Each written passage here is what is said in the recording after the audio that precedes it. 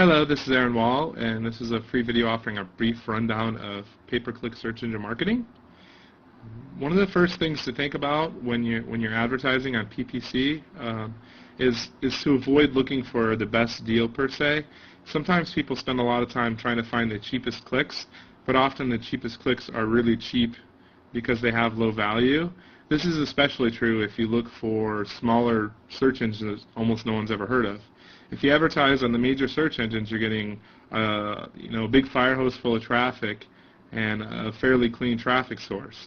If you advertise on some of the smaller search engines, you might be getting bad feedback, and the feedback might not be due to your own marketing issues. It might be due to the lack of quality or limited volume of traffic at the third-party site. And it's true with syndication sources as well. If you haven't heard of a search engine, then they probably have few quality syndication partners, because realistically, if I get 60% of what Google's paying me, that's probably going to be more than 90% of what a really small search engine could pay me, just because they have such a robust ad network and better ad relevancy. There's a lot of pay-per-click tools out there designed for bid gap management and a lot of that sort of stuff, but pay-per-click marketing is becoming more black box with quality scores and opaque bidding, and given all that, a lot of those tools are becoming less important. What's important is that you track your conversions and you see what keywords are really working and what ad triggers are really working. So at the core of any keyword based account is going to be keyword research. And you can use any tool. There's tons of tools out there. And what you do is you put in like a core word, grab a bunch of keywords, and if you wanted to, you could clean up a keyword list and then submit it to Google via their traffic estimator tool. And Google will tell you some of the keywords that they think are most important out of all those keywords. So, and then you can order it by how much they think each keyword's worth. There's three different types of keywords. There's broad match, exact match, and phrase match. With broad match, you rank for a wide array of terms that may be related to your keyword, and how wide or thin that goes changes over time as they refine the technologies behind it. Exact match means you only show up if people search for the exact thing you typed in. So if you did an exact match on cars, if someone typed in cars.com or new cars, you wouldn't show up. Broad match is, it allow if you do new cars, you may even show up if people just search for cars or automobiles. And as far as a phrase match, it's the one in between. It's where you show up for if the search query contains a phrase you're searching for. So if you had a phrase match ad for auto loans, then if someone searched for used auto loans, you would still show up. And when you use broad match and phrase match and extended match, Google allows you to see what keywords triggered the ads and the click-throughs for the click-throughs on the broad match and phrase match terms, which is useful for helping you go back, refine your search accounts, and make them neat and more organized, filter out bad terms, and put more emphasis on the good terms. So now that we got some keywords, you can go into AdWords, and if you look, there's a lot of different ways to use it. Sometimes people want the immediate cost per conversion to go low. Other times they're willing to pay a lot more if they have an idea they want to spread or an idea they want to own. And basically, in some marketplaces, you can just end up buying mind share until eventually you become a market leader. Whereas in other markets, like say brand-related queries, you should see lots of profits by lower costs per conversions. So for keywords related to my name or my site's name, it converts pretty well and the cost per conversion is not that high. A lot of other campaigns, I do it more as a branding exercise and use some of the profits from brand-related campaigns to help subsidize getting more mind share, more brand awareness. And there's also syndication, where you can syndicate your ads out to content websites. When you're brand new with PPC stuff, you probably want to limit the use of syndication until you've tested some of your keywords on search. why it's so important to start off with doing PPC before you invest too much into SEO is that it can give you a good idea as far as what terms are really important and what terms convert well. I had one client who had like kind of generic category related keywords that we thought he wanted to rank for, but when we tried buying that traffic, we just couldn't compete in that market.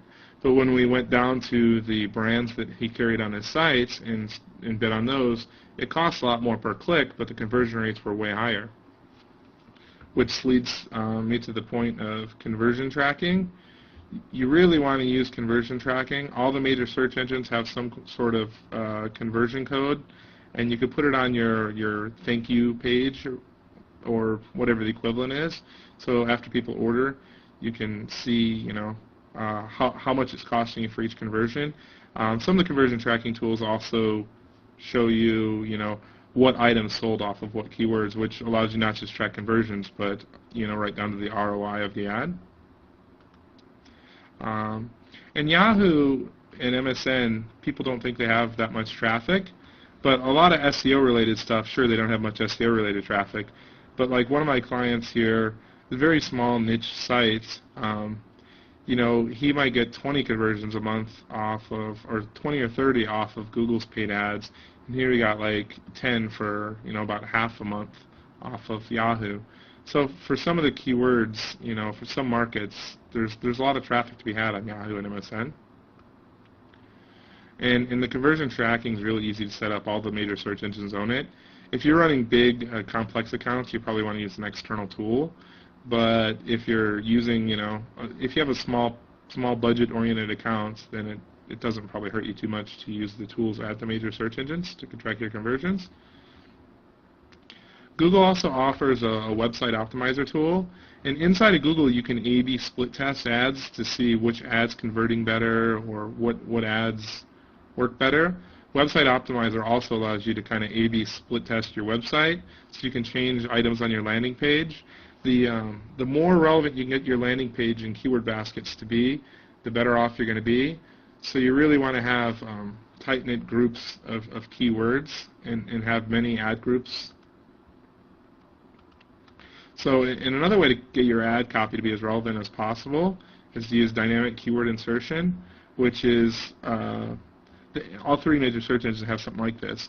But anyway, you put something like keyword in your ad somewhere, and the keyword that triggered the ad will pop up in there.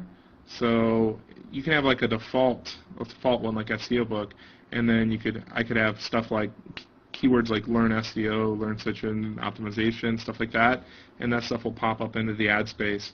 One of the tricks with PPC ads though is you don't have a lot of characters to use, so you really want to be clear, compelling, differentiate your ad from the competitors, and really make a call to action in it. The greater the ad is aligned with the keywords, is aligned with the landing page, the better you're going to match the query intent, the higher conversion rates are going to be, the better the click-through rates you're going to get.